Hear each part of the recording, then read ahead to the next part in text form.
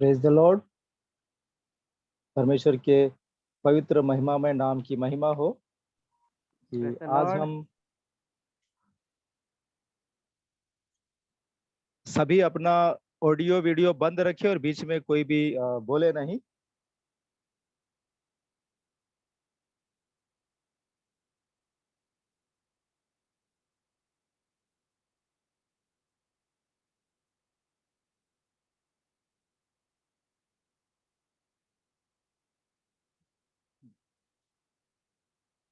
तो आप सभी से अनुरोध है कि जब बाइबल वचन पढ़ा जाए तो मैं निवेदन करूंगा, बहन शीतल जो हमारा बाइबल वचन पढ़ने में अगुवाई करेंगे, और आप जो है अपना हिंदी बाइबल निकाल कर तैयार रखें। और बीच बीच में अगर कोई एडमिट होता है तो एडमिन जो है उसे म्यूट करे,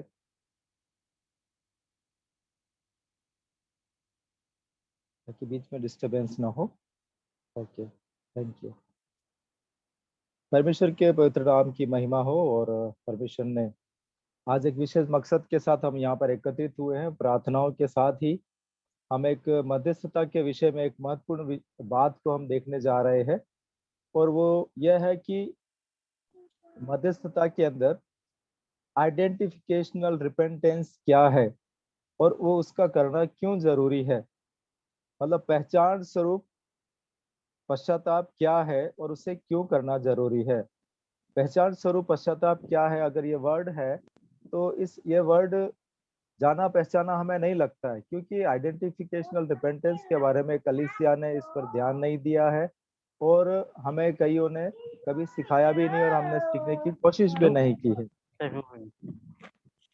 लेकिन हमें जो है अब हमें देखना जरूरी है कि मध्यस्थता अभी एक दौर चल रहा है, पूरे देश में ही नहीं पूरे पृथ्वी पर मध्यस्थी के विषय में बातचीत हो रही है।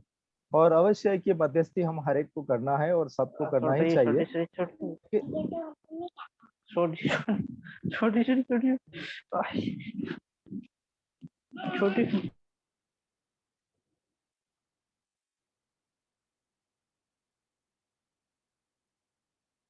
तो परमेश्वर के वचन के आधारित प्रार्थना करने में बहुत सारे आयाम होते हैं, लेकिन आइडेंटिफिकेशनल रिपेंटेंस के विषय में जब हम देखते हैं तो मध्यस्थी के अंदर हमें सबसे महत्वपूर्ण बात जो देखनी होती है वो है कि एक मध्यस्थी को पापों की पहचान करनी होती है। जब तक पापों की पहचान नहीं होती है तब तक रिपेंटेंस नहीं होता, रिपेंटेंस नहीं होता तो क्षमा नहीं आती, और जब क्षमा नहीं आती है तो परमेश्वर का प्रेम प्रकट नहीं होता है, या परमेश्वर का उत्तर पृथ्वी पर स्वर्ग से नहीं आता है। तो हमें करना क्या चाहिए? तो उसके उदाहरण के लिए हमें बाइबल के वचनों को देखते हुए हम इस अध्ययन में आगे बढ़ते जाएंगे। और हमारे साथ निकालिए निर्गमन की पुस्तक, और निर्गमन की पुस्तक उसका 32 अध्याय।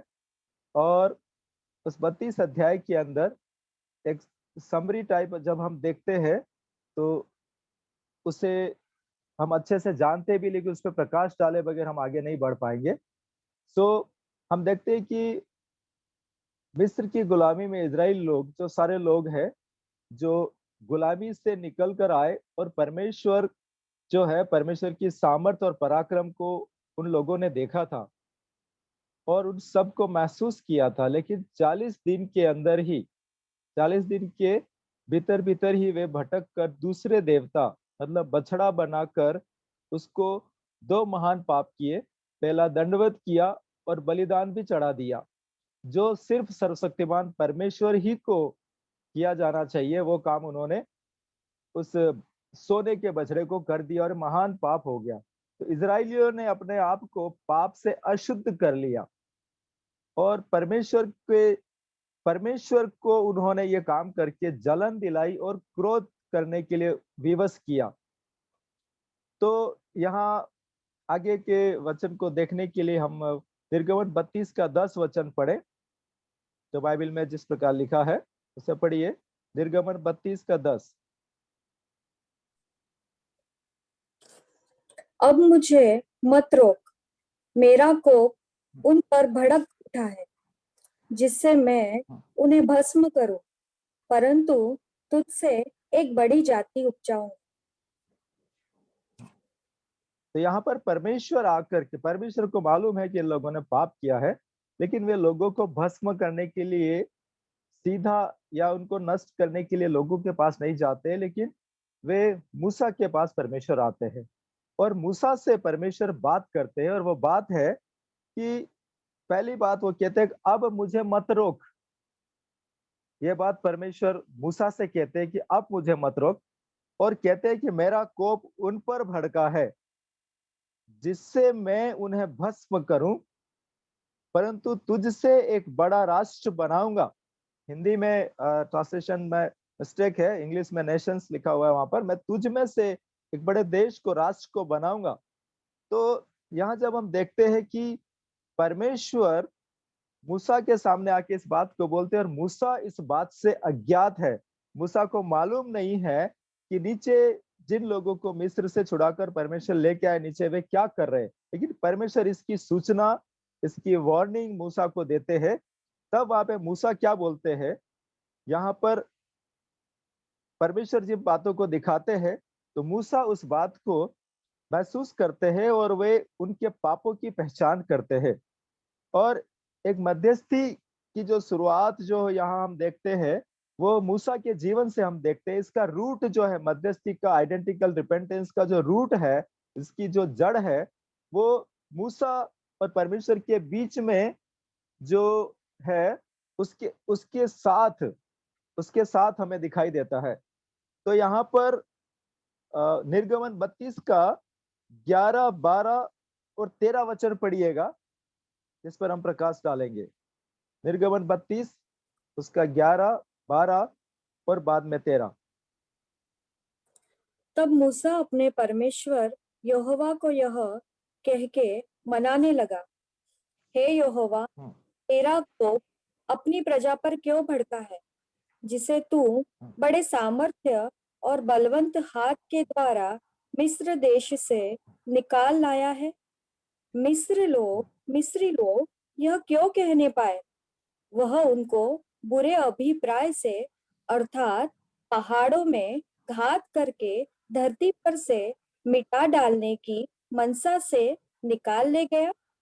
तू अपने भड़के हुए कोप को शांत कर और अपनी प्रजा को ऐसी हानि पहुंचाने से फिर जा। अपने दास अब्राहम, इसहाक और याकूब को स्मरण कर, जिनसे तूने अपनी ही शपथ खाकर यह कहा था, मैं तुम्हारे वंश को आकाश के तारों के तुल्य बहुत करूंगा। और यह सारा देश जिनकी मैंने चर्चा की है, तुम्हारे वंश को दूंगा, कि वे उनके अधिकारी सदैव बने रहे। यहाँ पर मूसा जो है, कि जब परमेश्वर मूसा से बात करते हैं कि मेरा कोप उन पर भड़का है और जिससे मैं उन्हें भस्म कर दूंगा और तुझसे एक बड़ा राष्ट्र बनाऊंगा, तो मूसा इस बात को देखते हैं कि सचमुच बहुत ज्यादा गड़बड़ हुआ है। लेकिन उन पापों के विषय में मूसा उस बात को देखते हैं और ये कहते हैं कि है परमेश्वर, तू भस्म तो कर देगा, लेकिन जिस मिस्र की गुलामी से तू इजरायली लोगों को निकाल के लेके आया है, अगर तू सबको नष्ट कर देगा, तो मिस्र में लोग तेरे बारे में क्या कहेंगे कि है पर इनका परमेश्वर इनको 400 साल की गुलामी से इस मकसद से निकाल करके लेके गया था कि इनको ले जा करके जंगल में, मार्ग में ले जाकर, पहाड़ों में ले जा करके नष्ट करने की मनसा से लेके गया था परमेश्वर। देख, इससे क्या होगा कि वो अन्य जाति लोग जो मिस्र के लोग हैं, वे ये कहेंगे कि परमेश्वर भक्तों की सुधि नहीं लेता है, लेकिन उसके भक्ति करने वाले लोगों को नाश कर देता है। प्रभु परमेश्वर, तेरी नाम धराई हो जाएगी। और तूने तो अब्राहम से भी प्रतिज्ञा की थी, इसहाक से और याकूब से भी प्रतिज्ञा की थी कि मैं उनको एक देश में लेके जाऊंगा और वहां पर जाके तुम्हारा तुम्हारा जो वंश है वो आशीषित हो जाएगा। और ये सारी बातें प्रभु आपने कही है वहां पर। ये इस बात को जब ये करते हैं, तो परमेश्वर इस बात को कि मूसा ने परमेश्वर के क्रोध करने का मूल कारण जान लिया है। मूसा ने परमेश्वर के क्रोध करने का मूल कारण जान लिया है कि ये जो पाप है, जो परमेश्वर कह रहे हैं कि लोगों ने ऐसा किया है, वो बहुत घिनौना है। और और उसमें मूल परमेश्वर की मनसा को जानता है कि परमेश्वर उनको मिस्र की गुलामी से नाश करने के लिए निकाल कर लाया ही नहीं है, लेकिन अगर ऐसा होता है तो मिस्र के अंदर परमेश्वर की नामधराई होती है। परमेश्वर के लिए ये कहा जाता है, लिखा गया है कि परमेश्वर ने अपने नाम से बढ़कर अपने वचन को महिमा दी है और उसका नाम सर्वश्रेष्ठ और सर्वोत्तम नाम है। तो परमेश्वर अपने नाम के खातिर 14 वचन पढ़िए यहाँ पर परमेश्वर क्या कह रहे हैं। देखिए उनके वार्तालाप के अंदर कितना एक रहस्य छिपा हुआ है। 32 तब का यहोवा 14 वचन। तब हम्म, यहोवा अपनी प्रजा की हानि करने से जो उसने कहा था पछताया। हम्म, हम्म। अब ये दोनों के वार्तालाप, यहाँ पर जब वार्तालाप होती है, मूसा आकर के बोलते हैं, सॉरी, परमेश्वर आकर के कहते हैं कि तेरे लोगों ने पाप किया। और परमेश्वर परमेश्वर से जब बात करते हैं तो मूसा कहते हैं कि तो तू अपने लोगों को निकाल करके लेके आया है, किस मनसा से लेके आया। तो इसके अंदर जब हम देखते हैं कि जब बात बात यहाँ पर जब निपटारे पर आती है, सॉल्यूशन पर आती है, तो परमेश्वर ने जो बात बोला है, परमेश्वर पछताते हैं कि अरे मैंने तो प्रतिज्ञा, क्या परमेश्वर भूल जाता है? नहीं। लेकिन उन पापों की वजह से परमेश्वर को लोगों ने क्रोध दिलाया है, जिसकी वजह से परमेश्वर ये बात बोलते हैं। तो अब परमेश्वर पछताया, लेकिन इससे लोगों के पापों से बचना संभव नहीं है। परमेश्वर का सिर्फ पछताना लोगों को पापों से बचा नहीं सकता है। तो मूसा ने क्या किया? मूसा ने परमेश्वर को आदेश नहीं दिया या बहस नहीं की या इमोशनल होकर के या आंसू बहाकर या बिना काम से गिड़गिड़ा कर रो करके, जैसा कि हमारी आदतों में हो जाता है। कई बार हम इमोशनल हो जाते हैं और सब बातों को भूल के परमेश्वर को हमारे आंसू दिखाने की, जिसको हम बोलते हैं घड़ियाल के आंसू दिखाकर उसे सम्मोहित करने की, परमेश्वर अपना फैसला बदल दे, ऐसी कोई भी बात मूसा ने नहीं की। लेकिन मूसा जो वहां पर करते हैं वो बहुत महत्वपूर्ण बातों को करते हैं कि उनके पापों को स्वीकार किया और अंगीकार किया और पापों की जिम्मेदारी ले ली मूसा ने। क्या ली, किस प्रकार से ली? और इसी की जो जो बातों को मूसा ने कहा, जिन बातों को किया, उसको हम आगे देखते हैं। और इस पापों को स्वीकार करना, पापों को अंगीकार करना जो औरों ने किया है, पापों पापों की जिम्मेदारी लेना, अब मूसा का उनके पापों से कोई लेना देना नहीं है। लेकिन मूसा ने उन लोगों का नेतृत्व किया। परमेश्वर इसलिए उस लीडर के पास आकर के बोलते हैं इन लोगों ने ऐसा किया है। तब अ, तब जो है मूसा उस बात को स्वीकार अंगीकार करते हैं और पापों की जिम्मेदारी लेते हैं। तो इसको इस जिम्मेदारी लेने को या उस बात को करने के लिए जो हम आगे 32 के 30 पे 31-32 में और आगे देखेंगे, तो उसे हम कहते हैं पहचान स्वरूप पश्चाताप करने की जिम्मेदारी लेना, आइडेंटिफिकेशनल रिपेंटेंस। क्यों किया जाए? इसलिए किया जाए कि अगर ये ना किया जाता है, खुद ने पाप नहीं किया लेकिन लोगों ने पाप किया है, परमेश्वर उनको नष्ट करना चाहता है, उनके पापों की ओर से मूसा जिम्मेदारी लेके कि मैं तुम्हारे लिए पश्चाताप करूं, परमेश्वर के पास फिर जाऊंगा। तो इसे कहते हैं पहचान स्वरूप पश्चाताप। उन्होंने पाप किया, उसका पश्चाताप मूसा कर रहे हैं। तो उनकी पहचान है, जो उन्होंने पाप किया उसकी पहचान मूसा खुद उठा लेते हैं कि मैं उनके पापों के विषय में पश्चाताप करता हूँ। तो यहाँ हम देखते हैं कि पाप मूसा ने किया ही नहीं है, लेकिन परमेश्वर इस बात से कितना प्रसन्न होते हैं, इस बात से कितना उस बात का नतीजा देते हैं, वो हम आगे पढ़ेंगे। वचन पढ़िए 32 का 30। दूसरे दिन निर्गमन 32 का मूसा 30। ने हम्म, हम्म, दूसरे दिन मूसा ने लोगों से कहा, तुमने बड़ा ही पाप किया है। अब मैं यहोवा के पास चढ़ जाऊंगा। संभव है कि मैं तुम्हारे पाप का प्रायश्चित कर सकूं। हम्म। यहाँ पर लोगों से मूसा कह रहे हैं कि तुम लोगों ने जो पाप किया है साधारण सिंपल पाप नहीं, बहुत बड़ा पाप किया है और मैं तुम्हारे पापों का प्रायश्चित कर सकूं। यही वर्ड लिखा हुआ है वहां पर, मैं तुम्हारे पापों का प्रायश्चित कर सकूं, इसलिए परमेश्वर के पास चढ़ जाऊंगा। तो ये बात लोगों से कहते हैं। और इसके बाद जो बातचीत होती है वो देखिए यहाँ पर निर्गमन 32 उसका 31 और 32 वचन, पहले 31 पढ़िए बाद में 32 पढ़िए। तब मूसा यहोवा के पास जाकर कहने लगा, हाय हाय उन अब लोगों के पास ये, लोगों ने। हाँ हाँ रुकिए, इससे पहले वो लोगों से बात कर रहा है कि तुम्हारे पापों का मैं प्रायश्चित करूंगा, परमेश्वर के पास चढ़ जाऊंगा। संभव है कि मैं तुम्हारे लिए पश्चाताप करूं कि परमेश्वर अपना मन उसने, परमेश्वर पहले से पछता गया, इसके बावजूद भी मूसा कह रहे, क्योंकि खाली परमेश्वर का पछताना अपने आप में लोगों को बचाता नहीं है। तो क्या करना है, तो वो रिपेंट आइडेंटिफिकेशनल रिपेंटेंस जो है, पहचान स्वरूप पश्चाताप है, वो करने के लिए मूसा पहाड़ पर जाते। अब पहाड़ पर जाकर जो बात बोल रहे उसको ध्यान से सुनिए। 31 वचन पढ़िए वापस।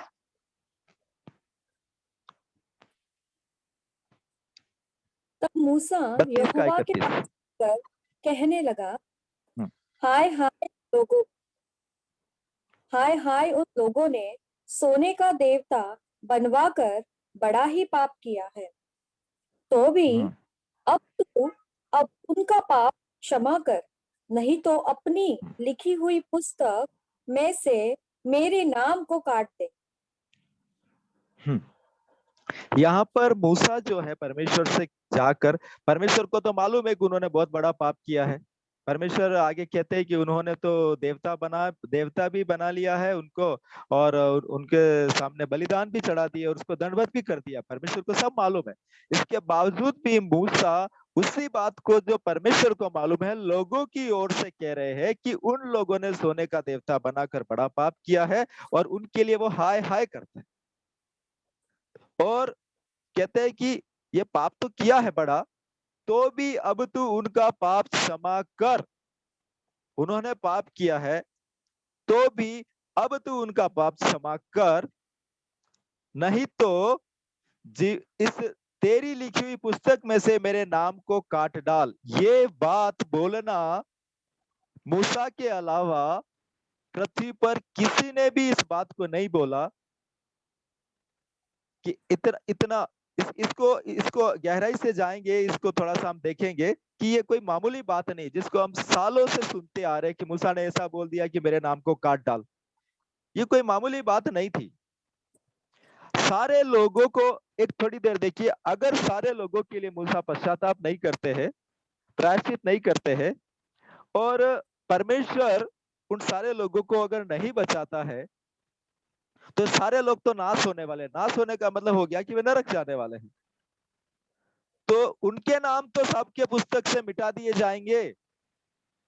अगर उनके मिटा दिए जाते हैं तो मुझे भी क्या फायदा।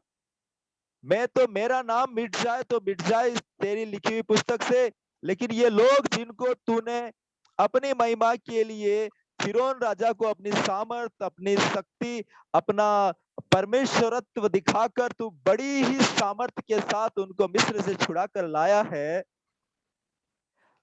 और अगर वे ही नाश हो जाएं जिनके लिए तूने अब्राहम, इसहाक और याकूब से प्रतिज्ञा की सिय्योन देश में जाएंगे, ये वहां नहीं जाएं, तो मेरा क्या फायदा प्रभु।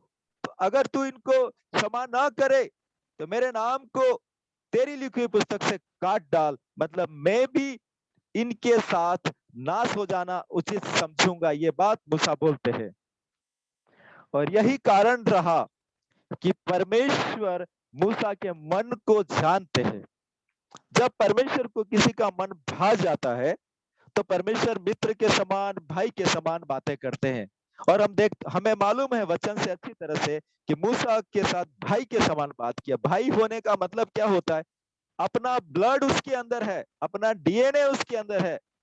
ये बात स्पिरिचुअल डीएनए को बिलोंग करती है। और उसके बाई हार्ट को जब परमेश्वर ने देखा कि मेरे नाम को काट डाल, तो परमेश्वर कहते हैं मैं तेरा नाम बिल्कुल भी पुस्तक से नहीं काटूंगा।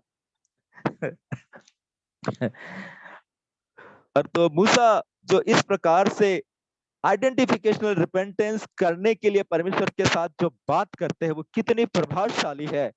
हम क्या अन्य लोगों के पापों के प्रति क्या इतने संवेदनशील हैं जितना मूसा रहा। क्या हम इतने संवेदनशील हैं जितना प्रेरित रहा?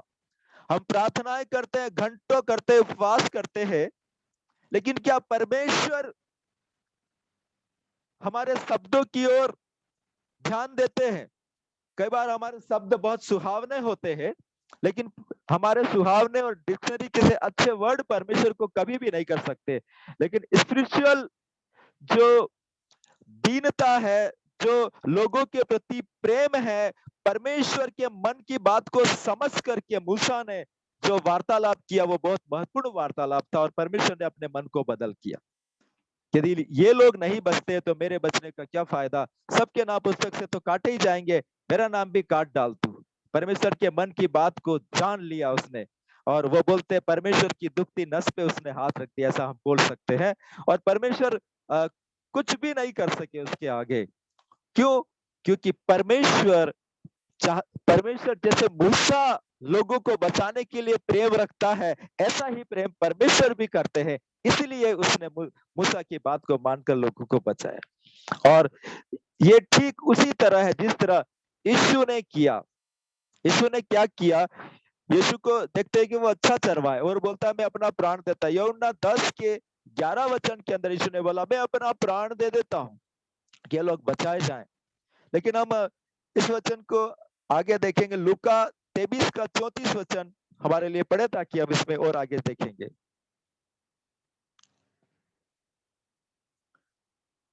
लूका 23 उसका 34।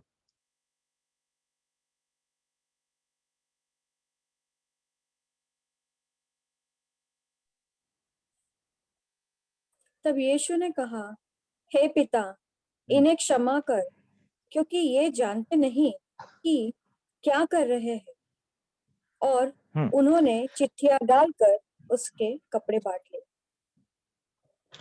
जब प्रभु यीशु मसीह क्रूस पर चढ़े हुए हैं और इस कठिन वेदना से, दर्द से भरे हुए देह में इतना तकलीफ है कि हाथों और पैरों में कीले ठोके हुए, सिर पर कांटों का ताज लगा हुआ है, लहू बह रहा है, और ऐसी अवस्था में प्रभु यीशु मसीह लोगों से कह रहे हैं जिन्होंने उन्हें सताया है। और ये सताया जाना सिर्फ कीले ठोकने वालों का नहीं है, ये सिर्फ दंड देने वालों का नहीं है, लेकिन ये मानव जाति के लिए मध्यस्थता इस अवस्था में प्रभु यीशु मसीह कर रहे हैं और पिता से कह रहे हैं, है पिता इन्हें क्षमा कर, क्योंकि ये नहीं जानते कि क्या कर रहे हैं।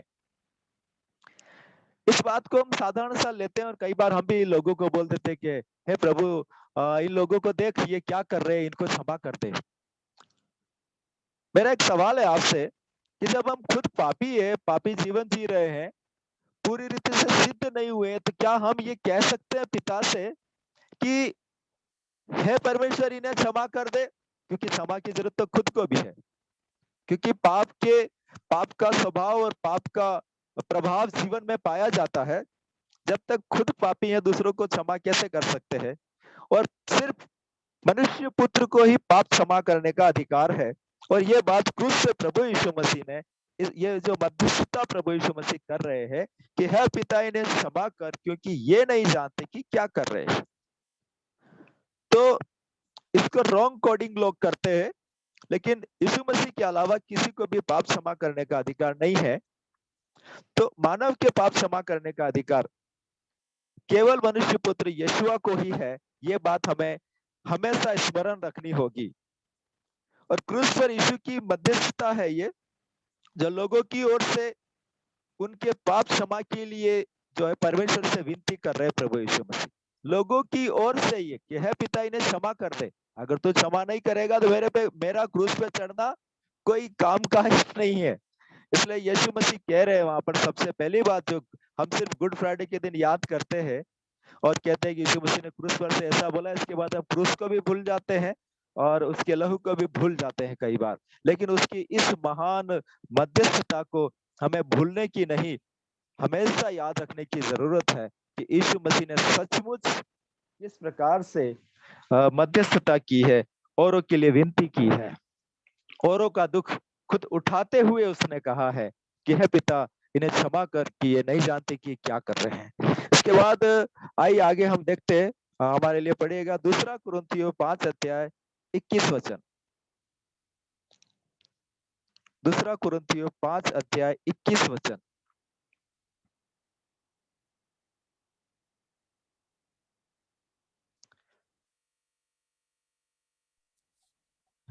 जो पाप से अज्ञात था उसी को उसने हमारे लिए पाप ठहराया यहाँ कि रुकिएगा। हम उसमें जी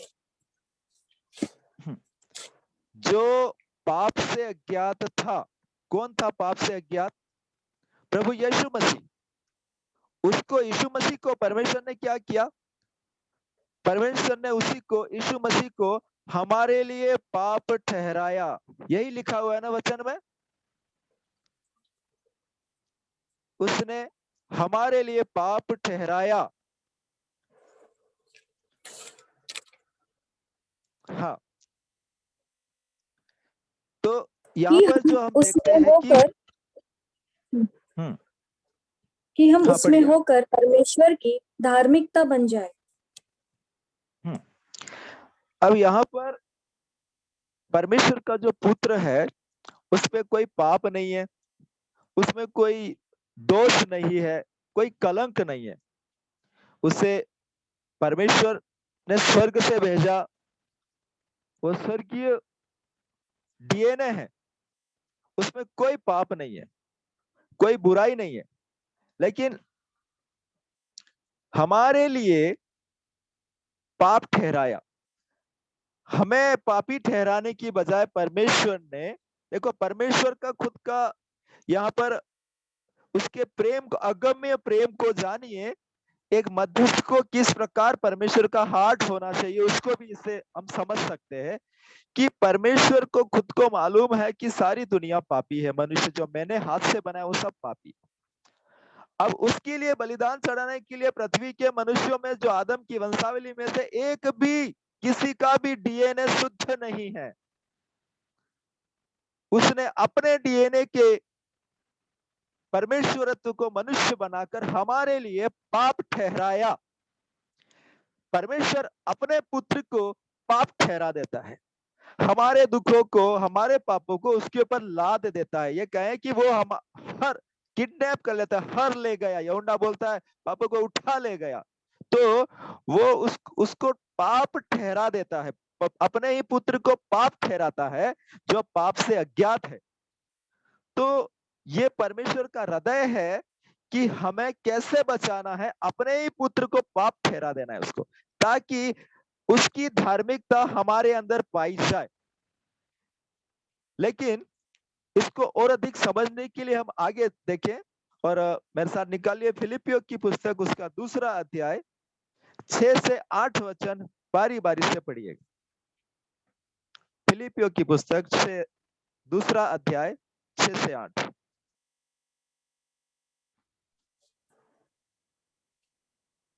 जिसने परमेश्वर के स्वरूप में होकर भी परमेश्वर के तुल्य होने को अपने वश में रखने की वस्तु न समझा, वरन अपने आप का शून्य कर दिया और दास का स्वरूप धारण किया और मनुष्य की समानता में हो गया और मनुष्य के रूप में प्रकट होकर अपने आप को दीन किया और यहाँ तक आज्ञाकारी रहा कि मृत्यु, हाँ क्रूस की मृत्यु भी सह ली। अब ये वचन जब हम पढ़ते हैं तो हमें साधारण सा लगता है, मेमोराइज हम कर लेते हैं, लेकिन इसमें बहुत बड़ा परमेश्वर का प्रेम जो छिपा है, परमेश्वर जो किस रीति से हमारे पापों को उठाता है, किस रीति से हमारे दुखों को लेता है, उस बात को देता है। और उसके लिए परमेश्वर कितना दीन हो गया, मनुष्य को बचाने या दूसरों के लिए मध्यस्थता करने, दूसरों का उद्धार करने के लिए केवल शब्दों का मायाजाल काफी नहीं है। यहाँ पर स्वयं परमेश्वर, जब हम मनुष्य पापी ही थे, मनुष्य जब पापी ही है, तब परमेश्वर होकर भी वह स्वयं मनुष्य की समानता में हो गया। परमेश्वर से हम होकर भी यीशु मसीह मनुष्य की समानता में हो गया कि परमेश्वर ने मनुष्य को, इसको देखिएगा, इसको मैं कोड कर रहा हूं कि परमेश्वर ने मनुष्य को अपनी समानता और स्वरूप में बनाया था। परमेश्वर ने कहा कि आओ हम मनुष्य को अपनी समानता और स्वरूप में बनाएं। लेकिन अदन वाटिका से हम देखते हैं कि पाप के कारण से अब वह खुद अब वो मनुष्य जो खुद पापी हो गया है, लेकिन अब परमेश्वर क्या कर रहे कि अब पाप के कारण अब वह खुद पापी मनुष्य की समानता में हो गया है। यीशु का देह धारण करना, पापी मनुष्य की समानता में देह धारण करना है, ये परमेश्वर की सबसे बड़ी महानता है और यही सबसे बड़ी दीनता है। यह मनुष्य के रूप में मसीह की दीनता है, जो पहले उसने अपने हाथ से बनाया और कहा आओ हम मनुष्य को अपनी समानता और स्वरूप में बनाए। और मनुष्य जब समानता और स्वरूप में बन गया और वो पाप में गिर गया, तो पाप में गिरे हुए आदम की समानता में यीशु मसीह खुद मनुष्य बन गया। ये सबसे बड़ी परमेश्वर की दीनता है। इसलिए हमने दूसरा कुरिन्थियों 5:21 में पढ़ा कि उसी को उसने हमारे लिए पाप ठहरा दिया। मतलब मनुष्य पापी मनुष्य की समानता में हो जाना वो पाप ठहरा दिया। इसलिए लिखा है वो दुख उठा उठा कर आज्ञा मानना सीखा, आंसू बहा बहा कर प्रार्थनाएं की उसने। यह मनुष्य के रूप में मसीह की दीनता है और निष्पाप होकर भी वह पाप बना हम पापियों के लिए। आगे हम देखिए इब्रानियों 4 का 15 वचन पढ़िए। इब्रानियों 4 का 15 वचन।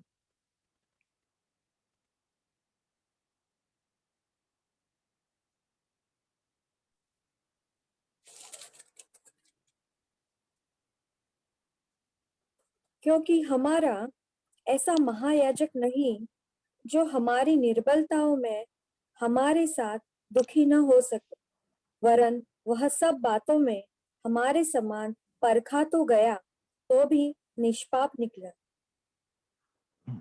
इस वचन को साधारण समझने या प्रकाशवान होने के लिए इसको मैं इस प्रकार से पढ़ रहा हूं। हमारा महायाजक हमारी निर्बलताओं में दुखी होता है, हमारी निर्बलताओं और दुखों को अपना समझता है, जबकि वह निष्पाप है। फिर से मैं पढ़ रहा हूं, हमारा महायाजक हमारी निर्बलताओं में दुखी होता है और हमारी निर्बलताओं, दुखों को, कष्ट को, संकट को वो अपना समझता है, जबकि वह निष्पाप है। हम प्रभु यीशु मसीह में याजक हैं, तो हमें भी महायाजक का अनुसरण करना है। आइडेंटिफिकेशनल रिपेंटेंस करना, दूसरों के दुखों को अपने आप में महसूस करना कहलाता है, जैसा यीशु मसीह कर रहे हैं। आज भी यीशु मसीह कर रहे हैं। यीशु मसीह की पहचान हमने केवल आशीष देने वाला, चंगाई करने वाला, छुटकारा देने वाला, अब्राहम का धनवानपन जो अब्राहम की सारी आशीषों को चाहिए लेकिन अब्राहम के दुखों को कोई नहीं देखता, इसी प्रकार हम भी मसीह के दुखों को नहीं देखते। और यशायाह 53 में जब भविष्यवक्ता लिखते हैं, बोले किसने उसका मूल्य जाना। यहाँ पर इस पूरे अध्याय के अंदर हम देखते हैं तो मसीहा के कई स्वरूप हैं, जिसमें से एक महत्वपूर्ण स्वरूप है और ऐसा स्वरूप है कि वो मनुष्य जैसा नहीं दिखाई देता, उसकी शक्ल मनुष्य जैसी नहीं दिखाई दी, इतनी ताड़ना उस पर पड़ी। और उस मसीहा को कहते हैं दुख उठाने वाला मसीहा। एक मध्यस्थ की भूमिका ही ऐसी होनी चाहिए। इसका उदाहरण यीशु मसीह है। यशायाह 53 का 4 से 12 वचन को हम एक बार पढ़ लेंगे और थोड़ा विस्तृत इस बात में न जाकर के स्टेप बाय स्टेप कुछ बातों को हम देखें। यशायाह 53 अध्याय उसका 4 से 12 वचन पढ़ लीजिए एक बार।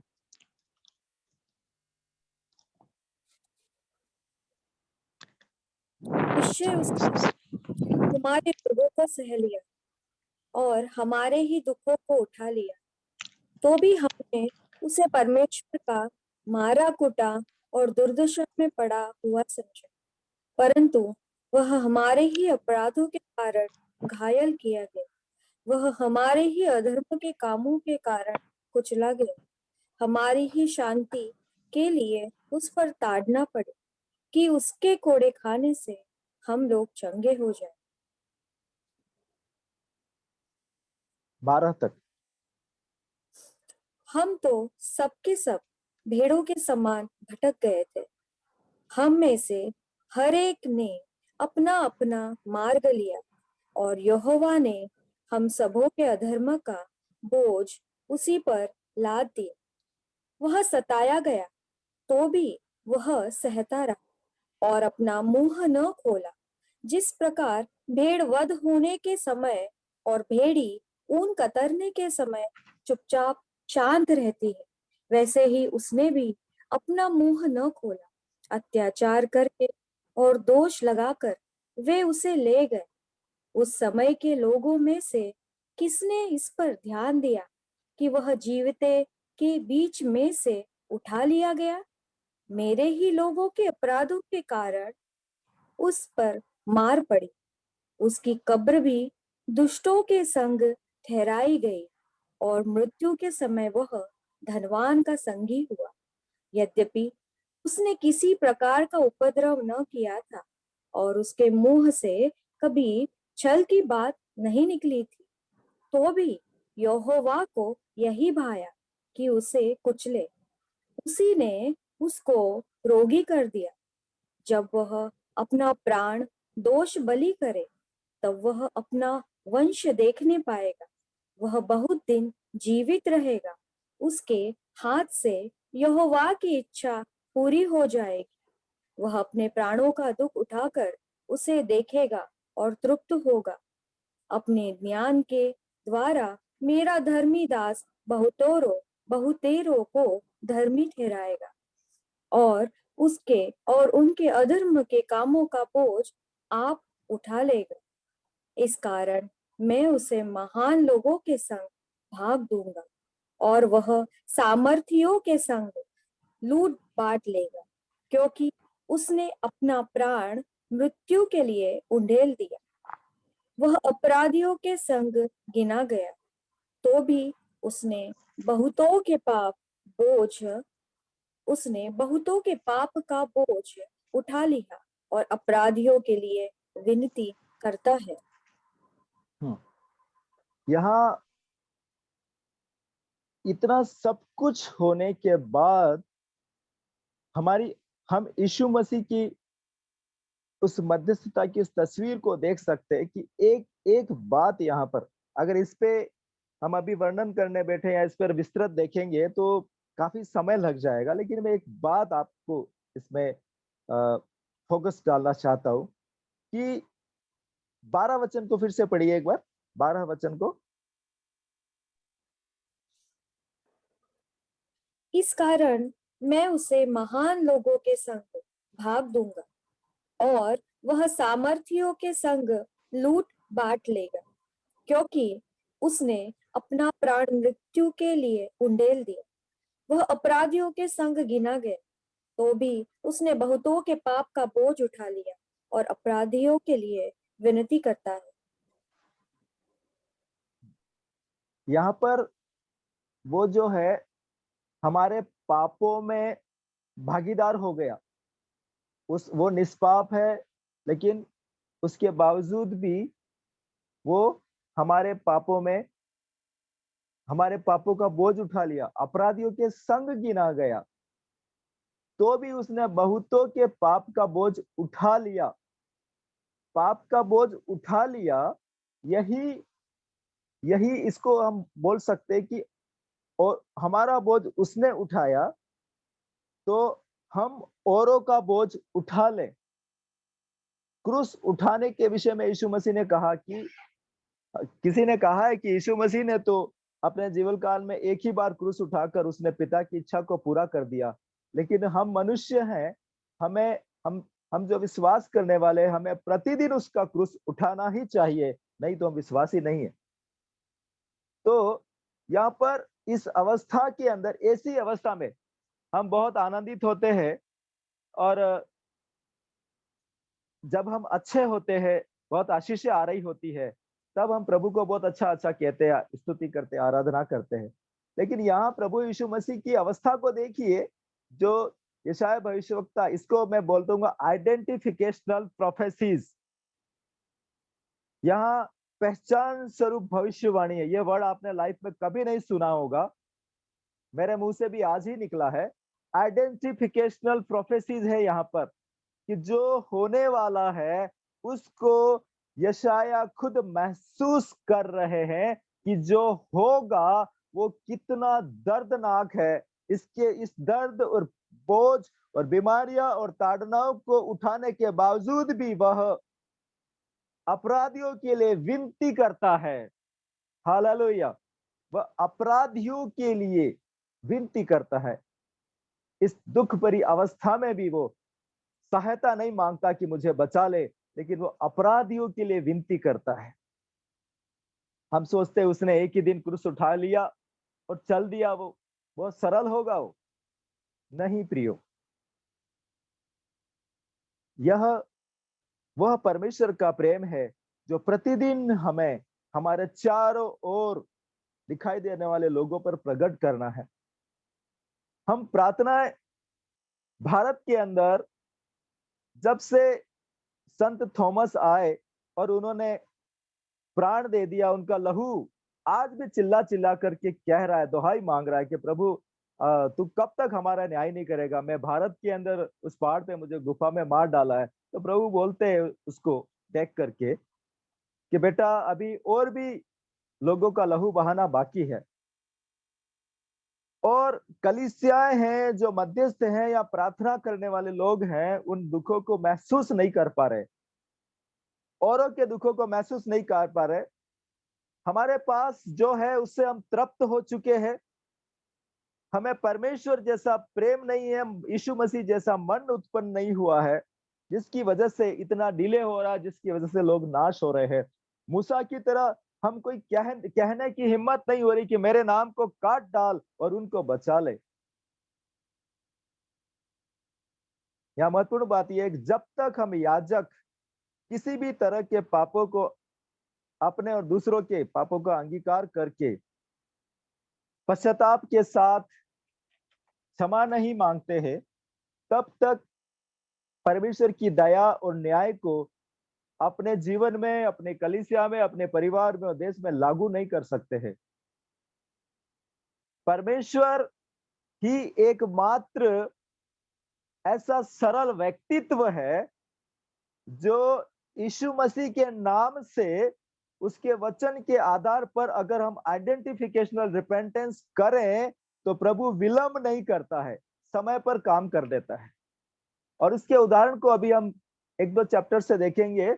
और मेरे साथ निकालिए आप दानियल की पुस्तक उसका 9 अध्याय, एजरा की पुस्तक उसका 9 अध्याय, नेहमिया की पुस्तक 9 अध्याय। ये एक संजोग ही बोलना चाहिए, जो सभी अध्याय, तीनों अध्याय 9 अध्याय ही है, लेकिन सभी में से नहीं देखेंगे, कुछ कुछ बातों को हम देखेंगे। दानियल की पुस्तक 9 अध्याय 4 से 19 तक। इसे पढ़ना नहीं है, पढ़ेंगे तो और ज्यादा समय जाया करेगा। आप नोट कर सकते हैं तो नोट कर लीजिएगा कि दानियल उसका 9 अध्याय 4 से 12 तक के अंदर जब हम देखते हैं कि दानियल जब प्रार्थना करते हैं तो कलीसियाई और परिवार और उनका वंश और राष्ट्र के लिए प्रार्थना करते, लेकिन सब प्रकार के पापों का वे अंगीकार इस तरह से करते हैं कि मानो खुद ने ही पाप किया हो। इस रीति से प्रार्थना करते हैं कि खुद ने ही पाप किया हो, और उस दर्द को अनुभव करते हैं, उस पीड़ा को महसूस करते हैं। और 4 वचन में लिखा, इस प्रकार प्रार्थना की और पाप का अंगीकार किया। ऐसा लिखा है, इस प्रकार प्रार्थना की और पाप का अंगीकार किया। और उसने क्या बोला 5वें वचन में देखे तो ये आज्ञा और नियमों को तोड़ दिया है। इज़राइल के परिवार ने, घराने ने, परमेश्वर के द्वारा चुने हुए लोगों ने जो आज्ञा और नियमों को जो पूर्व में दी गई थी उनको तोड़ दिया है, इसके लिए पश्चाताप किया।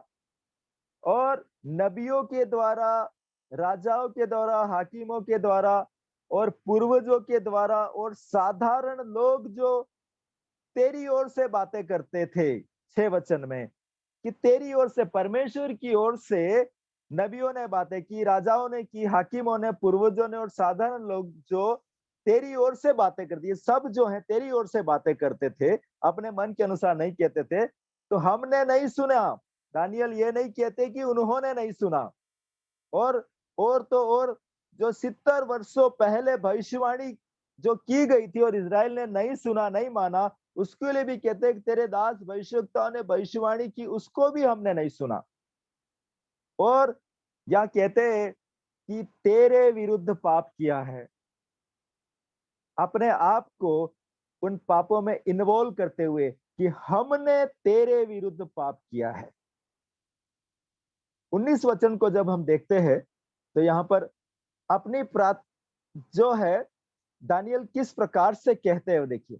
हम इस वचन को जब हम देखते हैं तो हमें अपनी कमियों को महसूस करना चाहिए कि हम परमेश्वर को क्या समझते हैं। अपनी प्रार्थनाओं पर दानियल ने घमंड नहीं किया, अपने उपवास पर भी घमंड नहीं किया, अपनी योग्यता पर भी कोई घमंड नहीं किया। लेकिन वहां पर बार-बार दानियल एक बात बोलते हैं कि परमेश्वर जो आपको करना है वो आप शीघ्र करें, हमारी प्रार्थना के अनुसार नहीं, लेकिन तू अपने नाम के निमित्त कर। तू अपने नाम के निमित्त ये प्रार्थना सुन। लेकिन इसके विपरीत हमारे लोग, हम लोगों को प्रार्थना करते हुए ये कहते सुन सकते हैं, और हम भी ऐसी मूर्खता पहले करते थे कि प्रभु मैं प्रार्थना कर रहा हूं इसलिए सुन ले, मैं विश्वास करता हूं इसलिए तू सुन ले प्रभु। और कुछ से दिनों पहले तो हमने सुनने में आया कि एक कोई सेवक है, वो बोलता है मैं फलाना हूँ, मेरा ये नाम है इसलिए तू मेरी प्रार्थना को सुन ले। परमेश्वर को नौकर समझ रखा है। यहाँ पर हम देखते हैं कि पश्चातापी अनुशासन है, यहाँ पर स्पिरिचुअल डिसिप्लिन है, स्वर्ग की आत्मिक अधीनता देखी जा रही है यहाँ पर प्रार्थना के अंदर। स्वर्ग की आत्मिक अधीनता देखी जा रही है यहाँ पर।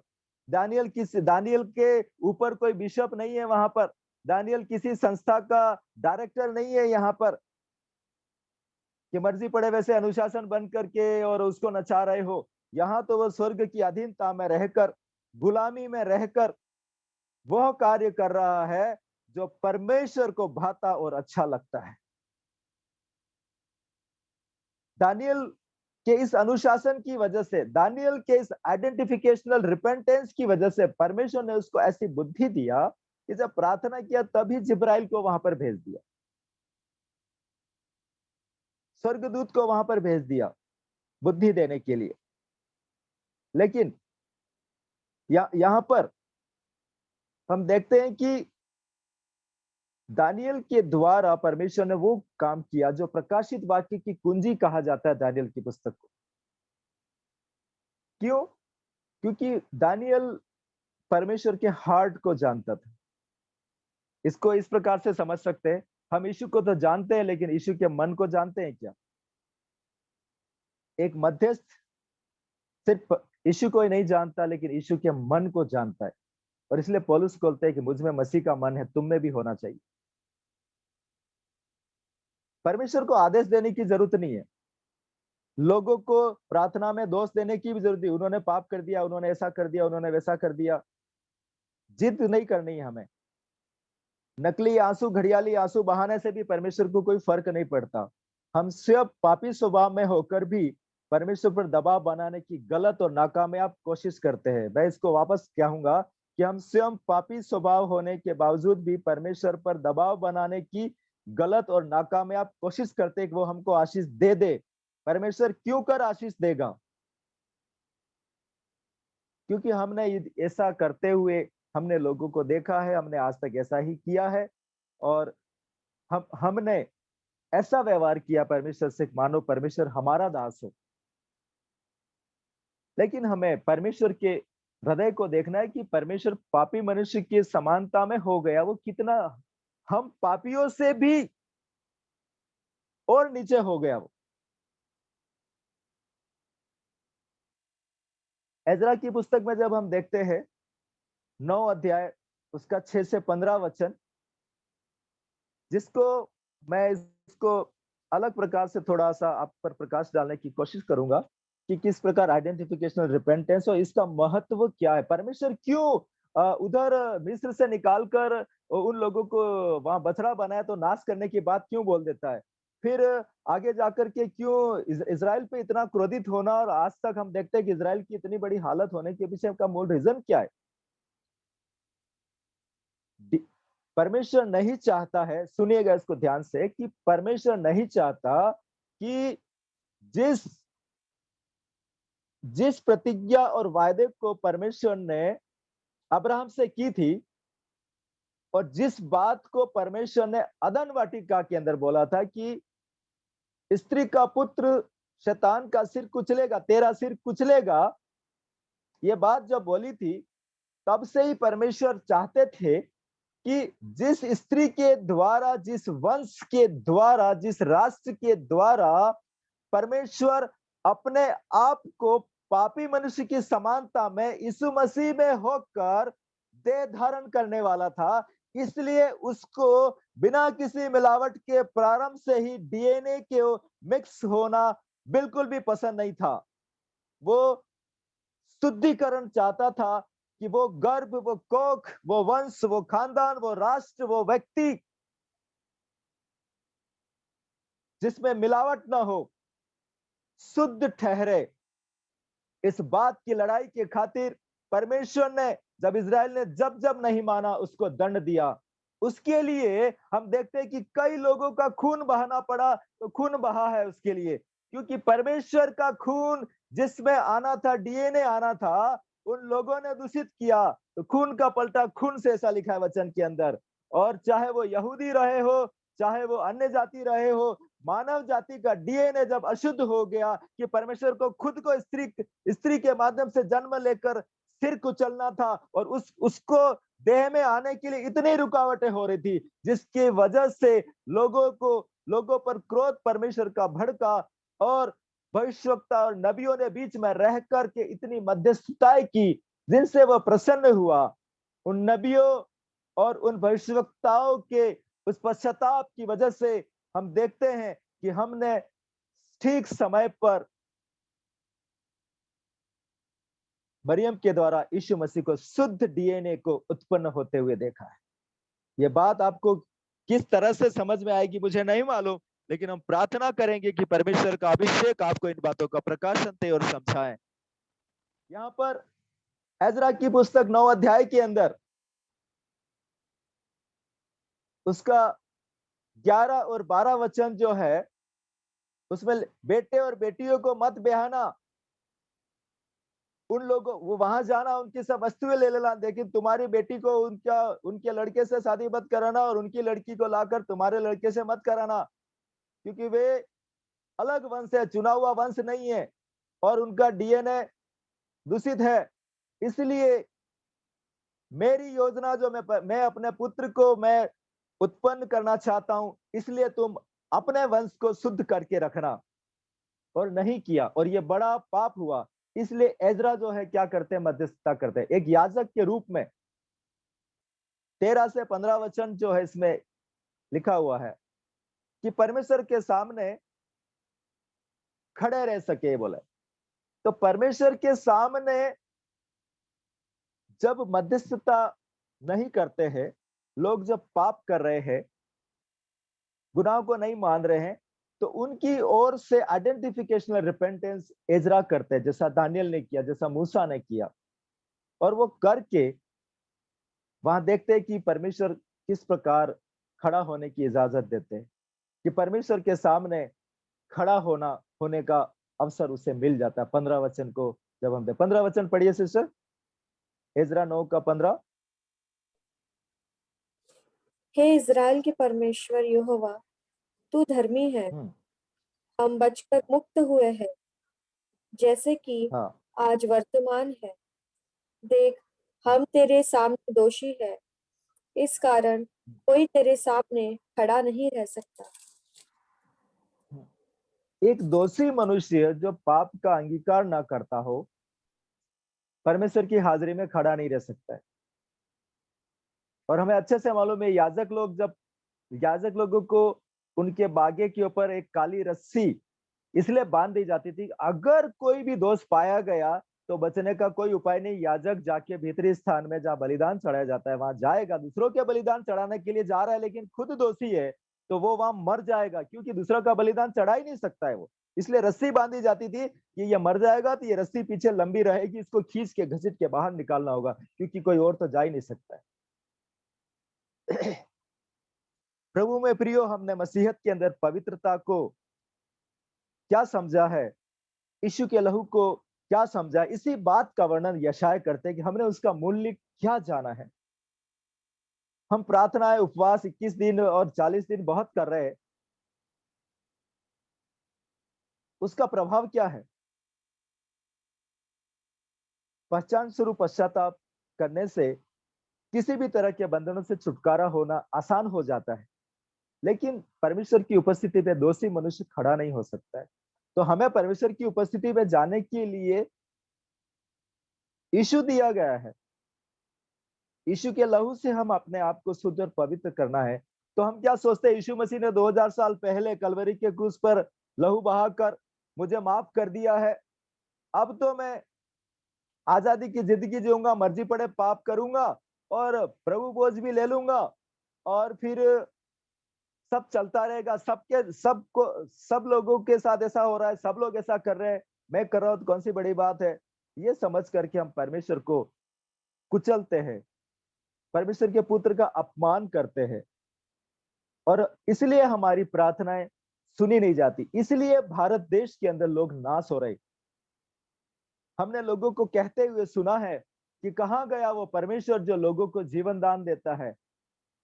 क्यों? क्योंकि हम परमेश्वर की उपस्थिति में खड़े रहने लायक नहीं है। वहां पर एजरा कहते हैं कि हम तेरे सामने खड़े नहीं हो सकते, लेकिन बात यह है कि एक मध्यस्थ को तो परमेश्वर के सामने हमेशा खड़ा होना है, लोगों के और परमेश्वर के बीच में खड़ा होना है, लोगों के सामने भी पवित्र होके खड़ा होना है और परमेश्वर के सामने भी पवित्र होके ही खड़ा होना है। लेकिन नहीं, दोषी व्यक्ति खड़ा हो नहीं सकता। तो एक मध्यस्थ अगर दोषी है तो वो खड़ा नहीं हो सकता। तो मध्यस्थ का लाइफ निर्दोष लाइफ होना चाहिए। और यीशु मसीह लुका 21 के 36 में चेतावनी दे करके गए हुए, अंतिम दिनों में कैसा होना है तुम्हें, कि आने वाली जागते हुए प्रार्थना करते रहो, आने वाली घटनाओं से बचने और मनुष्य के पुत्र के सामने खड़े रहने की योग्य। एजरा जो बात बोल रहा है यही बात यीशु मसीह बोल रहे हैं यहाँ पर, कि पापी इसलिए खड़े नहीं हो सकते। यीशु मसीह बोलते हैं मेरे सामने तुम्हें खड़ा होना है, आज महायाजक के सामने हमें खड़ा होना है। क्या मुंह लेकर के यजरा का 9 अध्याय 6 से 15 पढ़िए, वहां पर हमें शर्म आनी चाहिए। हमें बोलते क्या बोलते हैं उसको, हमें इतना शर्म से सिर झुक जाता है, हम गाना गाते हैं लेकिन कभी हमारा सिर परमेश्वर के सामने झुकता नहीं है।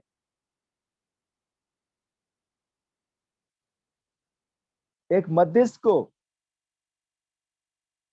किस रीति से अपने आप को औरों के लिए गिल्टी फील होना चाहिए। अगर हमारे देश में अन्याय हुआ है, किसी ने किसी के साथ किया, तो उसके लिए हमें परमेश्वर के सम्मुख गिल्टी फील होना चाहिए। क्या शर्म आती है प्रभु, हमारे देश में हमने इस प्रकार किया है, परिवार में हुआ तो प्रभु मुझे शर्म आनी चाहिए, मुझे शर्म आती है प्रभु कि मैंने ये घिनौना पाप किया है। लेकिन हमें शर्म आती ही नहीं है। हम तो बोलते हैं यीशु मसीह ने सब कुछ कर दिया, अब किस बात की शर्म। जब बेशर्म ये बात बोले तो इससे बढ़ करके और क्या घिनौनी बात हो सकती है परमेश्वर के सामने, कि हमने क्रूस का मूल्य जाना ही नहीं है। हम एक मध्यस्थ को क्रूस का मूल्य जानना बहुत जरूरी है। आइए कुछ बातों को और देखेंगे और यहाँ पर अब थोड़ी देर में हम समाप्त करने जाएंगे कि एक मध्यस्थ को एक अच्छी सहानुभूति होनी चाहिए। लेकिन बाइबल के अंदर सहानुभूति या सहानुभूति जो वर्ड है, हिंदी का एक ही वर्ड है, लेकिन इंग्लिश में जब हम देखते हैं, अंग्रेजी में जब हम देखते हैं तो दो बातें। सहानुभूति को हम अंग्रेजी में सिंपैथी बोलते हैं, लेकिन अंग्रेजी में सहानुभूति को समझना है तो दो वर्ड आते हैं। पहला आता है इम्पैथी और दूसरा है सिंपैथी। एम्पैथी और सिंपैथी क्या है, इसको हिंदी भाषा में हम सरल समझने की कोशिश करेंगे। प्रभु का आत्मा हमारी सहायता कर रहा है, आगे भी हमारी सहायता करे। कि प्रभु यीशु मसीह ने साथ में एम्पैथी को किया, सिर्फ कहा नहीं। यीशु मसीह एक उदाहरण देते हैं कि कोई भूखा है तो उसको आप सिंपैथी दिखाते हो कि प्रभु तुझे आशीष दे, तो उसका पेट नहीं भरेगा। एम्पैथी ये है कि उसको आप रोटी दे देते हो, तो सिंपैथी के साथ में एम्पैथी भी हो गई। तो उसको उसके दुख को अनुभव किया कि वो भूखा है, मतलब यीशु मसीह भूखा है। यीशु ने बोला ना कि मैं भूखा था, तुमने रोटी नहीं दिया। तो किसी व्यक्ति को देखकर हम ये समझें कि यीशु भूखा है, तो हम यीशु को भूखा देखेंगे, लेकिन हम क्या देखते हैं, मनुष्य है, बहुत लोग खाना दे देंगे। ये जस्ट एक उदाहरण है। लेकिन एक उदाहरण देता हूं कि कोई एक आपका एक मित्र है और आपको फोन करके बोले कि मेरे फलाना फलाना फैमिली के अंदर एक्सीडेंट हो गया और उसको ब्लड की जरूरत है। तो हम क्या करते हैं, ओ कैसे हो गया, क्यों हो गया, अरे नहीं होना चाहिए था, ओ हम प्रार्थना करेंगे, प्रभु जल्दी चंगा करेगा। लेकिन उसको जरूरत क्या है, उसको ब्लड की जरूरत है। अगर हमारे आसपास रहता है तो हम दौड़ के जाएंगे। अगर हमें सचमुच में एम्पैथी है, मतलब खोखली सहानुभूति नहीं है, तो हम दौड़ के जाएंगे और बोलेंगे, हम अगर योग्य है तो हम बोलेंगे कि हम अभी आपको 1 यूनिट ब्लड की व्यवस्था के लिए मैं खुद आ रहा हूं। तो सामने वाले के व्यक्ति को लगेगा ये तो मेरे दर्द को उसने अपना दर्द मान लिया। और पहला यूहन्ना 1 जॉन 3:16 में लिखा हुआ है कि मसीह ने जिस प्रकार हमसे हमारे लिए अपना प्राण दिया, हमें भी अपने भाइयों के लिए अपना प्राण देना चाहिए। प्राण देने का मतलब जो है कि दूसरे व्यक्ति के जीवन को अपना जीवन समझना, कि वो नाश हो रहा है, उसको बचाना जरूरी है, जीवन दान देना। तो इसको सीधी भाषा में जब हम समझे, तो दुख दर्द को, दूसरों के दुख दर्द को अपना दर्द समझना ही नहीं, लेकिन उसके लिए मध्यस्थता करना। जैसे यीशु ने कहा कि जैसा मैंने तुमसे प्रेम रखा है, वैसा ही तुम भी एक दूसरे से प्रेम करो। तो एक दूसरे के लिए, यीशु के समान दूसरों के लिए मध्यस्थता करना, दानियल के समान दूसरों के लिए, एक दूसरे के लिए मध्यस्थ करना, मूसा के समान एक दूसरे के लिए मध्यस्थ करना। अब आप सबको लग रहा होगा कि नए नियम का तो उदाहरण ही नहीं है, यीशु मसीह नए नियम का ही है, यीशु मसीह को पुराने नियम का मत बोल देना फिर। उनके बंधन हमारे बंधन है, उनकी समस्या हमारी समस्या है, उनका संकट हमारा संकट है, उनके पाप मानो कि हमने ही पाप किया हो, उनका युद्ध हमारा युद्ध है। जैसा यीशु ने हमारे लिए किया वैसा ही हम भी उसके लिए करें, तो वह हमारे समान बना कि अब हम उसके समान बनते जाएं, है ना। अंश अंश करके हम उसके समान बनते जाते, ऐसा लिखा है। तो हम वो हम पापी मनुष्य के समान बन गया। तो हम क्या करें, हम उस धर्मी मसीह के समान, इमेज ऑफ क्राइस्ट, हम मसीह के समान बन जाएं कि उसने कैसा प्रेम रखा, उसने कैसी प्रार्थनाएं की, कैसी मध्यस्थता की। तो औरों की समस्या का जो बंधन है, वो क्यों हम महसूस करें, क्या जरूरत, क्या दूसरों के दुख को महसूस करने के लिए। खोखला, जैसा कि और लोग भी संसार के अंदर हैं, मुंह से तो बोलते हैं लेकिन हृदय में उनका कुछ और होता है। और यहाँ पर प्रभु यीशु मसीह इस बात को लोगों को कहते हैं कि खाली खाली तुम अगर ऐसा काम करो। मत्ती 25 का 35 से 36 वचन आप लिख लीजिए और उसको इजी वे में आप समझ जाएंगे। मत्ती का 25 अध्याय 35 और 36 वचन। लेकिन मैं आपको बोलूंगा कि लूका लूका 4 का 18 वचन, लूका 4 का 18 वचन है, इसको भी आप लिख लीजिए।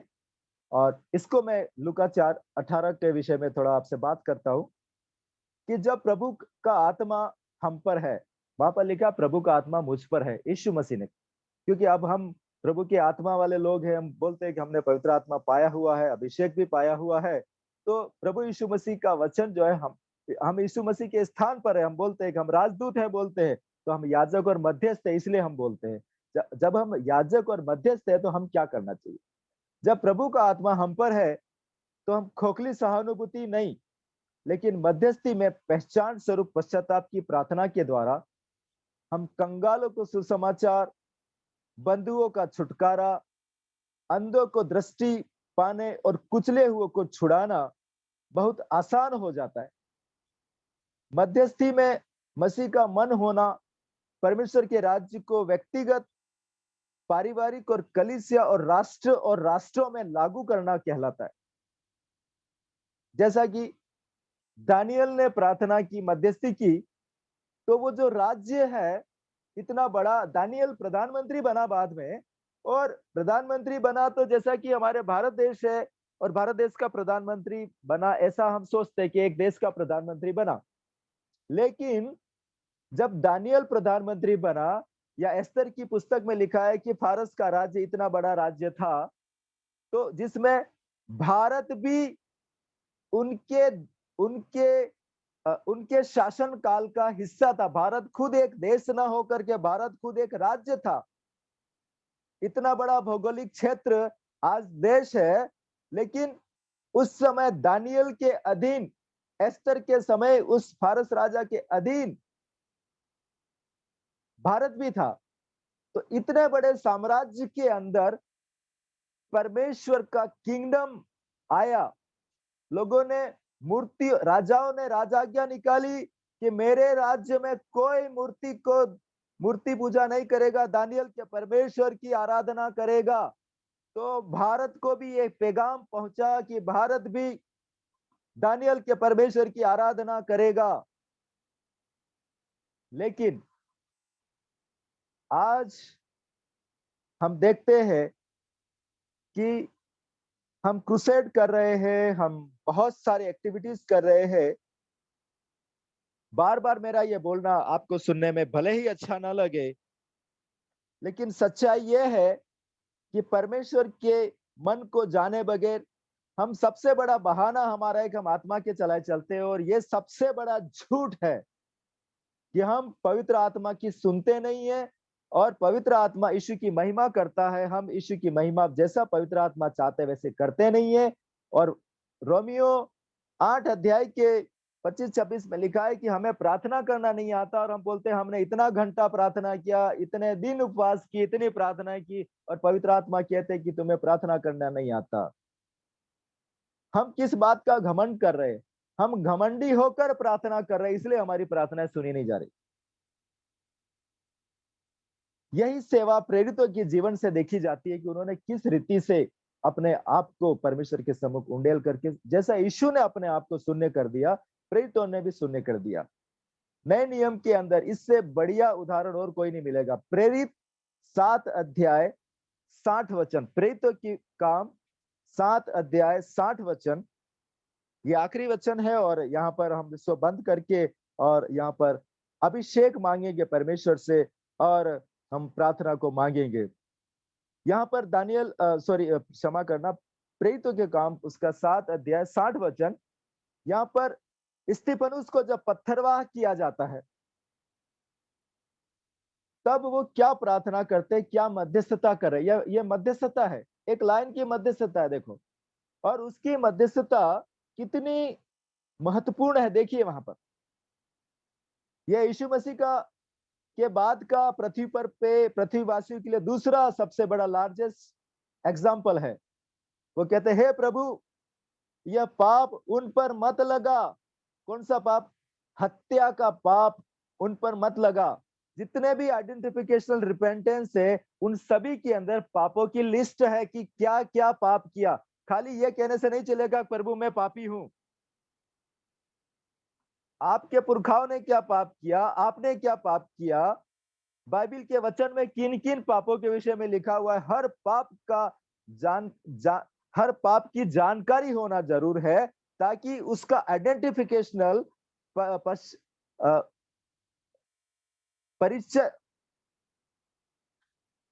पहचान स्वरूप हम उसका पश्चाताप कर सके और तुरंत उसका छुटकारा हो जाए। हमने अपने जीवन में व्यक्तिगत अनुभव किया है कि कई पापों के विषय में, कई श्रापों के विषय में हमने आइडेंटिफिकेशन रिपेंटेंस खुद किया, तो मतलब ये प्रार्थना करते करते उसका डिलीवरेंस हमारे जीवन में आया है, और हम उस प्रोसेस से चल रहे हैं। कई बातों में प्रभु छुड़ा रहा है। भारत देश में प्रभु महान महान काम कर रहा है। आप सबकी भी प्रार्थनाओं को प्रभु सुन ही रहा है। मेरे कहने का मतलब ये नहीं है कि अब तक हमने प्रार्थना की तो प्रभु ने सुनी नहीं है। हम ट्रैक पर है। हमें और अच्छी रीति से वचन आधारित उन नबियों की रीति पर, उन प्रेरितों की रीति पर मध्यस्थता की प्रार्थना करनी होगी, ताकि आने वाली बेदारी को हम खड़े खड़े अपनी आंखों से देख सकें। हे प्रभु ये पाप उन पर मत लगा। ये प्रार्थना किया और जितने पत्थरवाह करने वाले लोग थे उन सब के ऊपर भारी दंड नहीं आया। और जब स्तिफनुस ने प्राण दिया तो परमेश्वर का मेमना तो सिंहासन पर बैठा हुआ होता है। जब भी स्वर्ग में देखा गया परमेश्वर का मेमना सिंहासन पर बैठा हुआ है, लेकिन स्तिफनुस के प्राणों का स्वागत करने के लिए, स्तिफनुस की आत्मा का स्वर्ग में स्वागत करने के लिए वहां पर जब हम देखते हैं आगे वचन में जब आप पढ़ते हैं तो वहां मिलेगा आपको कि वह सिंहासन पर से खड़ा हो गया।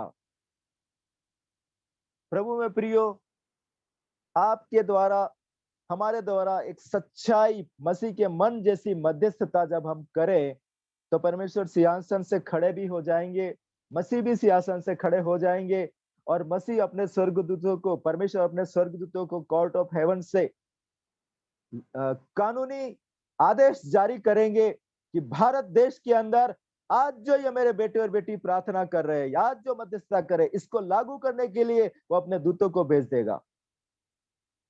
प्रेरितों के काम की पुस्तक के अंदर दूतों की सेवकाई देखी जाती। आज हजारों लाखों पास्टर, कलीसियाएं और करोड़ों और लाखों लोगों के क्रूसेड्स किए जाते हैं। कभी किसी ने नहीं बताया कि स्वर्गदूतों की सेवकाई हो रही है। हमने स्वर्गदूत को देखा। हमारे पास डिग्रीधारी लोग हैं, वो प्रेरितों की कलीसिया जो रात को डर के मारे कमरा बंद के प्रार्थना करती है कि हमारे सेवक पतरस को बंद कर दिया, उनकी प्रार्थनाओं, उनकी मध्यस्थता की वजह से जेल की नींवें हिल गई और वह डर के मारे बोलते हैं, हे प्रभु उनकी धमकियों को देख, हम पर दया कर। पवित्र आत्मा उतरता है, वो स्थान भी हिल जाता है और पतरस आता है उसको स्वर्गदूत समझ करके बोले ये तो पतरस का स्वर्गदूत होगा। वो लोगों को पहचान थी कि स्वर्गदूत चलते फिरते हैं और ये पतरस का स्वर्गदूत होगा। बोले पतरस ने बोला, बहन लोगों स्वर्गदूत नहीं है, मैं पतरस ही हूं। तब जाकर उन्होंने दरवाजा खोला। यहाँ प्रभु की उपस्थिति को देखिए, प्रभु के स्वर्गदूतों को स्वर्गदूत कैसे काम करते थे। और पौलुस लिखते हैं कि प्रेरितों के काम की पुस्तक के अंदर जो पवित्र आत्मा उतरा है वो तो खाली टोकन है। वो जो काम हुआ है पहली शताब्दी में वो तो पृथ्वी के ऊपर सिर्फ एक टोकन मनी के समान है।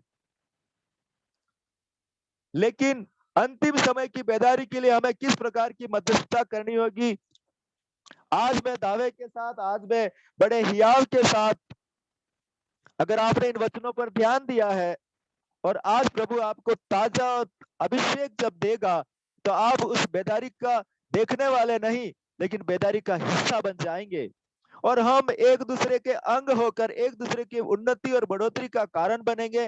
हमारा परिवार परमेश्वर का घराना कहलाएगा, जैसा कि नूह का घराना, जैसा दानियल का घराना, जैसा मूसा का घराना, जैसे जैसे प्रेरितों के घराने और बाइबल के अंदर जिन घरानों के नाम लिखे कि ये घराने पृथ्वी पर आपको कोई जाने ना जाने, लेकिन स्वर्ग की किताब के अंदर आपका तो लिखा ही गया है नाम। आपके घराने का भी नाम लिख दिया जाएगा, आपके परिवार का नाम लिखा जाएगा, आपकी कलीसिया का और आपके राष्ट्र के विषय में कहा जाएगा कि इन लोगों की मध्यस्थता की वजह से देखो इतने लोग बचाए गए, देखो इतने लोग बचाए गए। मुकुट क्या मिलने वाला है, यही वक्त मुकुट मिलने वाला है कि इसने देखो 2 तोड़े दिए थे, दबाए नहीं दिए, इसको 5 दिया था, देखो 10 कर दिया, 10 दिया था 20 कर दिया, 30 गुना फल लाया, 60 गुना फल लाया, 100 गुना फल लाया।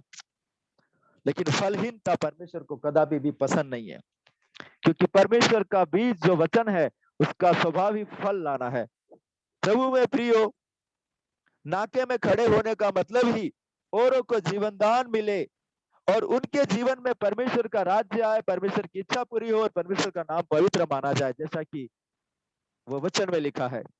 निस्वार्थ प्रार्थना जो परमेश्वर के प्रेम का प्रकटीकरण है, यही मध्यस्थ की पहचान है प्रियो, यही मध्यस्थ की पहचान है। निस्वार्थ प्रार्थना जो परमेश्वर के प्रेम का प्रकटीकरण है, यही मध्यस्थ की पहचान है। ये बात मैं इसलिए कहना चाहता हूं कि हम प्रार्थना उन्हीं लोगों के लिए करते हैं जिनसे हमें स्वार्थ होता है, जिनसे हमारा संबंध होता है। लेकिन प्रभु यीशु मसीह ने जब प्राण दिया, परमेश्वर ने जब योजना बनाई अपने पुत्र को मारने के लिए, तो मानव जाति के लिए बनाई। हम भारत में जाति और संप्रदायों में बटे होने के कारण से हमारी मानसिकता जो ये हमारा पाप के कारण से बना है, इस पापी स्वभाव को अपने जीवन से निकालें और मसीह का मन हमारे अंदर आने दे कि कोई जाति और समुदाय नहीं, जो हर मनुष्य जो हमारे आसपास दिखाई देता है, जो मनुष्य जैसा कि तीमुथियुस में लिखा है कि उन सब मनुष्यों के लिए और सब राष्ट्रों के लिए, सारे अधिकारियों के लिए हमें मध्यस्थता करना है। कलीसिया के लिए करना है, परिवार के लिए करना है। जो भेड़े भेड़शाला के अंदर है उनके लिए, और जो भेड़शाला के अंदर बाहर से आने वाली उन सभी के लिए हमें मध्यस्थता करना है। प्रभु में प्रियो, आज के लिए आइडेंटिफिकेशनल रिपेंटेंस के लिए ये जो शिक्षा है, जहां तक मेरा समझना है कि ये काफी है, और मैं ये आत्मा में महसूस कर रहा हूँ ये शिक्षा को, इस बात को आपके साथ शेयर करते हुए कि आप सबों ने इस इसके अभिषेक को, इस वचन को जो रेमा है उसको ग्रहण कर लिया है, और आपके रोंगटे खड़े करने वाला अभिषेक आपके पास में, परमेश्वर की प्रेजेंस आपके पास में है, क्योंकि आप सभी परमेश्वर से प्रेम रखने वाले लोग हैं, और आपके अंदर मसीह का मन डेवलप होते जा रहा है इतने सालों के अनुभव के द्वारा, और परमेश्वर के प्रेमी व्यक्ति हैं आप। आइए हम मिल करके प्रभु से प्रार्थना करें। Hallelujah Jesus, hallelujah.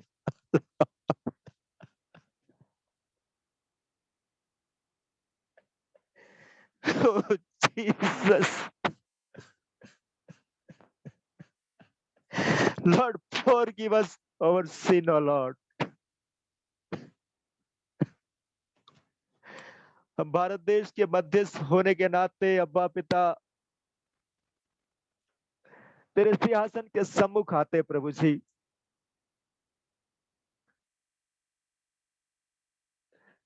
आप हमारे मन को जानते, इसके बावजूद भी प्रभु हमारे मनों का घमंड, हमारे ज्ञान का घमंड, हमारे कर्मों का घमंड तेरे और हमारे बीच में दीवार खड़ी करता, और ये पाप हमने किया प्रभु, हम क्षमा मांगते हैं प्रभु जी। प्रभु यीशु का लहू हम मांगते हैं कि ये पाप हमारे जीवन से आज यीशु के लहू में धुल जाए प्रभु। हमारे मन को आप जानते हैं कि हमारा मन कितना मैला है प्रभु, इसके बावजूद भी प्रभु आपने अपने पुत्र को महायाजक के रूप में अपने दाहिने सिंहासन पर हमारे लिए ही विराजमान किया प्रभु जी। इसके बावजूद कि हम पाप में जीवन बिताते, दोहरा चरित्र रखते, इसके बावजूद भी आपने अपने महायाजक को अपने दाहिनी ओर रखा। यीशु महायाजक, आप हमारे लिए लगातार विनती करते कि इन्हें संसार से उठा न ले, पर उन्हें दुष्ट से बचाए रख। हम अपनी योग्यता से अब तक दुष्ट से नहीं बचे हैं प्रभु यीशु, आपके उस मध्यस्थी जो स्वर्ग से आप हमारे लिए कर रहे, इसलिए हमें पृथ्वी पर आपने दुष्ट से अब तक बचाए रखा है। नहीं तो वो चोरी करने, घात करने और नष्ट करने के लिए आता, वो कब का हमें नाश कर चुका होता प्रभु यहोवा। अब तेरी बड़ी दया और मध्यस्थता के लिए हम आपको धन्यवाद कहते प्रभु। पवित्र यहोवा परमेश्वर, तेरे सिंहासन के सम्मुख हम सभी प्रियजन आज तुझसे ताजा अभिषेक मांगते हैं कि हमारे मन की आंखें ज्योतिर्मय हो जाए, हम हर एक को ज्ञान और प्रकाशन का आत्मा मिले, कि हम भीतरी मनुष्यत्व में सामर्थ पाके बलवंत हो जाए प्रभु। तेरे ज्ञान और प्रकाशन मध्यस्थता करने के लिए प्रभु, जिस रीति से पापों का क्रोध तुझ पर प्रकट हुआ, और प्रभु यहोवा आप मूसा के पास गए, लेकिन आपके मन को मूसा ने जान लिया प्रभु।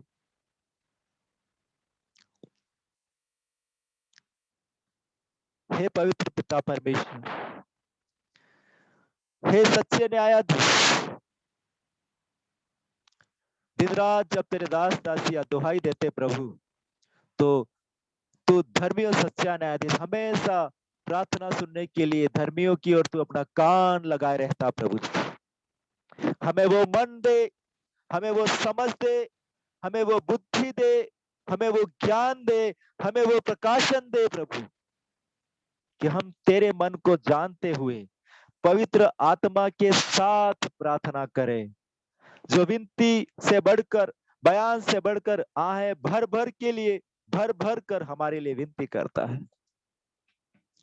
प्रभु प्रार्थना में हमारे शब्द थोड़े हो, हम कई बार अन्य जातियों की रीति पर बक बक करते कि अधिक बोलने से अधिक सुनेगा। प्रभु हमें क्षमा करना प्रभु। Hallelujah hallelujah Jesus. हो प्रभु, हम हर एक पर दया करके, आप मांगने वालों को आत्मा देते हैं, मांगने वालों को अभिषेक देते हैं प्रभु। यीशु के नाम से हम खटखटाते हैं द्वार को प्रभु जी। प्रभु यीशु, आप हमारे जीवन में आइए प्रभु। पवित्र आत्मा आप आइए यीशु की महिमा करने के लिए, और हमें हमें अपने लिए, अपने परिवार, अपने लोगों के लिए, कलीसिया और हमारे देश के लिए एक सच्ची मध्यस्थता करने के लिए आप हमारी अगुवाई निरंतर करते रहे। आप हम में और हम आप में, आपका मन हम में हो जाए और हम में मसीह प्रकट हो जाए, मसीह का चरित्र हम में डेवलप हो जाए और हम अंश अंश करते बढ़ते जाएं। हमारे प्रिय भाई और बहनों को, हर एक को अपने अनुग्रह से अनुग्रहित कीजिए और ताजा अभिषेक यीशु के नाम पर हर एक पर उतर आए शीघ्र। Hallelujah. We receive your fresh anointing, O Lord. Thank you, Abba Father. हमारी विनती प्रार्थनाओं को आपने सुना, हम पर अनुग्रह प्रदान किया प्रभु। इस शिक्षा को, इस वचन पर जब आगे मनन करें तो हम सभी प्रियों में और हमारे जीवन में और अधिक प्रकाशन आए कि हम और अधिक गहराई से इस बातों को समझ सके। सारा आदर, मान, महिमा, सम्मान को हम आपको देते हैं। यीशु प्रभु के नाम से ये प्रार्थना हम मांग लेते हैं। आमीन। आमीन आमीन।